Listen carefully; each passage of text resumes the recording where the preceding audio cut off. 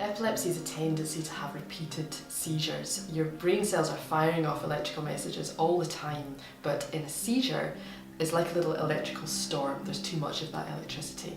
And what it looks like depends on which part of the brain's affected. It might be just part of the brain, or it could be the whole of the brain.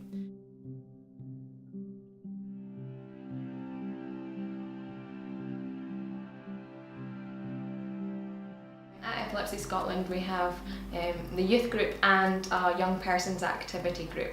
So both groups are there for young people who have epilepsy, aged 11 to 24, to get together and meet other young people who have epilepsy.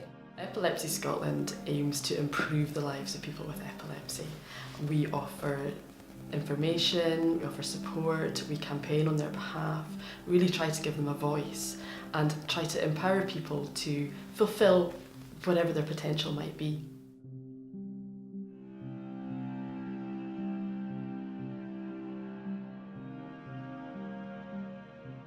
So the Lighthouse Youth Project, and my role is the group activities, but we also do one-to-one sessions. We have a residential trips during the year, and this is a time for young people to go away for a whole weekend, so parents have time at home, proper respite time, and the young people can get together and take part in outdoor activities. So we'll do things like rock climbing, doing some archery, climbing trees, and this is a time to socialise with other people within the group and to really build up confidence and that independence away from home.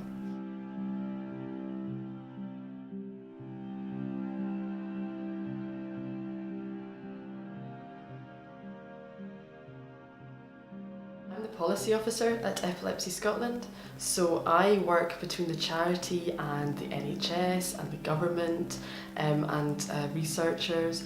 I campaign and lobby on issues, on things that are affecting people with epilepsy and their families, their carers. Recently, people were waiting 18 months in NHS Lothian to receive video telemetry, which is where you have an EEG at the same time as you have a video camera on watching you. And it's like a gold standard kind of test to help diagnose epilepsy. But it takes a number of days in hospital, and they had lost the 2 beds that they had for that purpose. But thanks to pushing the issue on with the cross-party group and engaging the MSPs and trying to create change around that, the health board reopened the 2 beds, provided the nursing staff needed to run it, and also provided some money for some home-based equipment to use. So the waiting time went from 18 months down to 7 months and is continuing to drop at the moment.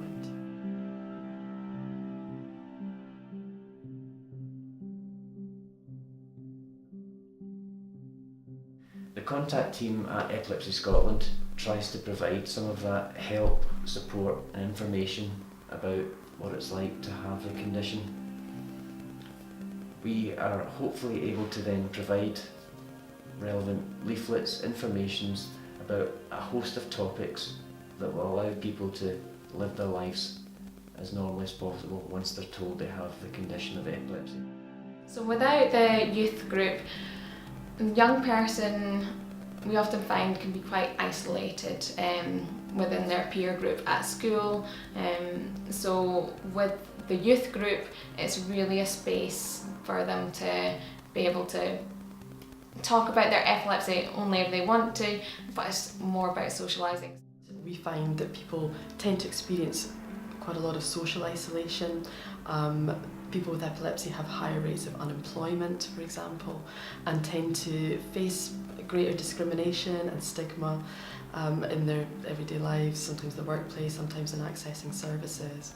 So without an organisation such as ourselves to help give that information, to help support, to help advocate on behalf of people with epilepsy, things could be really quite more difficult.